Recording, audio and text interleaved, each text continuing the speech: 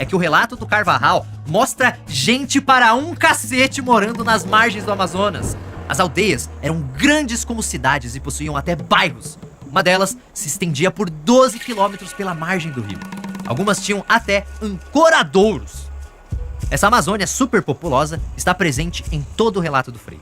E hoje, as evidências arqueológicas mostram que, nesse aspecto, os textos do Carvajal passavam longe de fantasia ou de superstições europeias. Ele escreveu sobre uma floresta amazônica lotada de pessoas, porque provavelmente foi isso mesmo que ele encontrou. Perto da foz do rio Tapajós, por exemplo, Carvajal encontrou uma enorme população de guerreiros que tinham vários aliados e até mesmo dominavam as aldeias vizinhas. Isso nos leva a 1661, quando o padre João Bettendorf viajou para essa mesma região do rio Tapajós, encontrando uma aldeia muito populosa. Ele fundou uma missão jesuíta nesse local, e com isso, a aldeia dos Tapajós cresceu ainda mais. Hoje, essa aldeia é Santarém, uma das maiores cidades do Pará. Aliás, isso deveria colocar Santarém como a cidade mais antiga do Brasil? Oficialmente, a primeira cidade do Brasil é São Vicente, fundada em 1532 em São Paulo.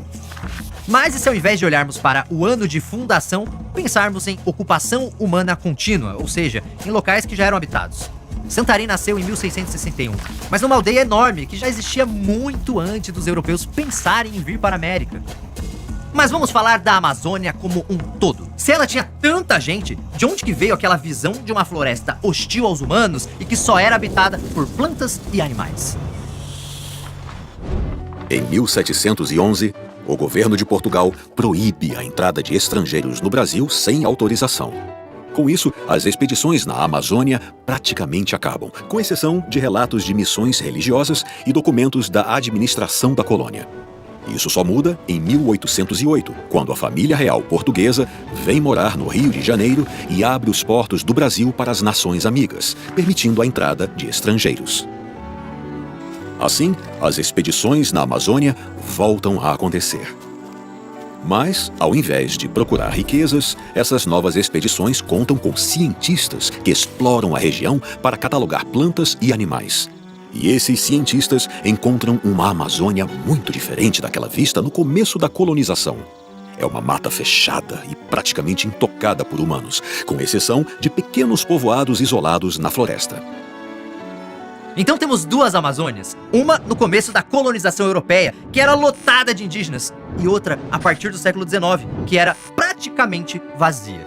O que poderia ter acontecido nesse intervalo para mudar a geografia humana da Amazônia desse jeito? A resposta é o famoso tiro, porrada e bomba.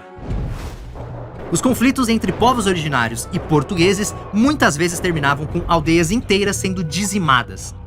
Outras vezes, o resultado eram multidões de indígenas abandonando suas casas para se esconder no interior da floresta, em locais mais afastados dos grandes rios. Outro fator muito importante estava nos micro-organismos trazidos pelos europeus. Assim como aconteceu com outros povos da América, os originários não tinham anticorpos para enfrentar doenças comuns na Europa e foram devastados por epidemias de gripe, sarampo e varíola. A redução brutal da população indígena é tão grande que é apontada como uma das causas da chamada Pequena Era do Gelo, que reduz as temperaturas em alguns locais do planeta nessa época. Esse fenômeno climático foi causado pela diminuição da população global. Ele teria começado no século XIII, com as milhões de mortes causadas pela expansão do Império Mongol na Ásia. Depois é a vez da Europa, devastada pela peste negra no século XIV.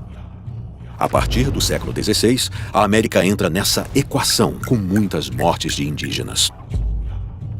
O resultado é que essa diminuição na atividade humana e, no caso da Amazônia, o aumento do número de árvores que passam a ocupar as aldeias vazias faz a temperatura da Terra abaixar um pouco.